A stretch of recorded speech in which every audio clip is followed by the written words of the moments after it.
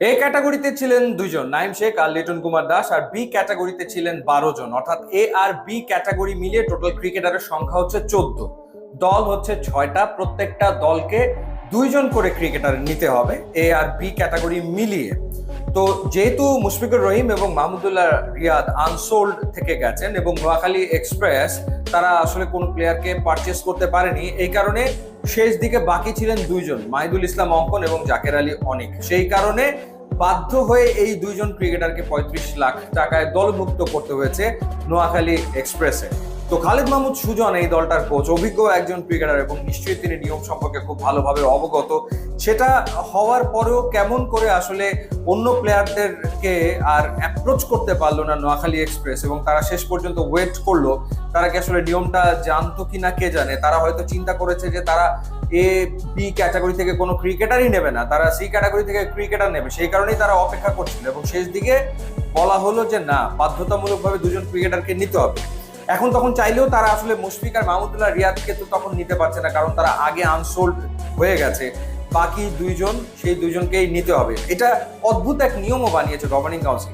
মানে আমি যদি নিতে না চাই তাহলে আমি আসলে নিব না, আবার যেহেতু নিয়ম বানিয়েছে যে 2জনকে আমার নিতেই হবে, তাহলে তো আমি চাইলে মুশফিক আর মাহমুদুল্লাহ রিয়াদ প্রথমে আনসোল্ড ছিল, আমি আবার চাইলে কিন্তু ওই 2জনকে নিতে পারতাম।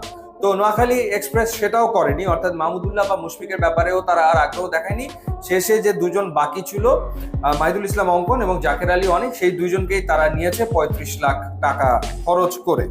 এবং বি ক্যাটাগরির ক্রিকেটাররা কে কোথায় গেল সেটা যদি আপনাদের জানাই, 1,10,00,000 দাম উঠেছে নাইম শেখের, যেটা সত্যিকার অর্থে অবাক হওয়ার মতো সারপ্রাইজিং ছিল। তাকে নিয়ে 3টা দল রীতিমতো টানাটানি করেছে এবং শেষমেশ চট্টগ্রাম রয়্যালস তাকে 1,10,00,000 টাকায় দলভুক্ত করেছে। আর লিটন দাস, মানে নাইম শেখের দাম উঠে গেছে 1,10,00,000, সেই তুলনায় লিটন দাসকে তো রংপুর রাইডার্স কমেই পেয়ে গেল 75 লাখে। লিটন কুমার দাস তিনি রংপুর রাইডার্সে খেলবেন। বাংলাদেশের টি-20 ক্রিকেটের হাইয়েস্ট রান গেটার, সর্বোচ্চ সংখ্যক 50-র মালিক, 16টা 50 তিনি করেছেন। সেই লিটন কুমার দাস 75 লাখে খেলবেন রংপুর রাইডার্সে। শরীফুল ইসলাম তাকে 44 লাখ টাকায় চট্টগ্রাম রয়্যালস দলভুক্ত করেছে, অর্থাৎ নাইম শেখ এবং শরীফুলকে টার্গেট করেছিল চট্টগ্রাম। তাওহিদ হৃদয়কে 92 লাখ টাকায় নিয়েছে রংপুর রাইডার্স। তো সেই ক্ষেত্রে লিটন এবং তাওহিদ হৃদয় রংপুর রাইডার্সে। শামীম পাটোয়ারিকে 56 লাখে ঢাকা ক্যাপিটালস নিয়েছে। পারভেজ হোসেন ইমনকে 35 লাখে নিয়েছে সিলেট টাইটান্স। 65 লাখে তানজিম হাসান সাকিবকে রাজশাহী ওয়ারিয়র্স নিয়েছে। তানজিম হাসান সাকিবকে তারা টার্গেটই করেছিল। 68 লাখে মোহাম্মদ সাইফুদ্দিনকে ঢাকা ক্যাপিটালস দলভুক্ত করেছে। খালেদ আহমেদকে 47 লাখে নিয়েছে সিলেট এবং ইয়াসির আলী রাব্বিকে 44 লাখে নিয়েছে রাজশাহী ওয়ারিয়র্স। তো এই ক্যাটাগরিতে নোয়াখালী ধাক্কা খাওয়ার পর তারা কাভার আপ যেভাবে করার চেষ্টা করেছে, তারা ডিরেক্ট সাইন করিয়েছে সৌম্য সরকার এবং হাসান মাহমুদকে। তাদের দেশি হচ্ছে কুশল পেটিস এবং জনসন চার্লস। এরপরে তারা বাই ডিফল্ট পেয়ে গেছে অঙ্কন এবং জাকের আলী অনিককে।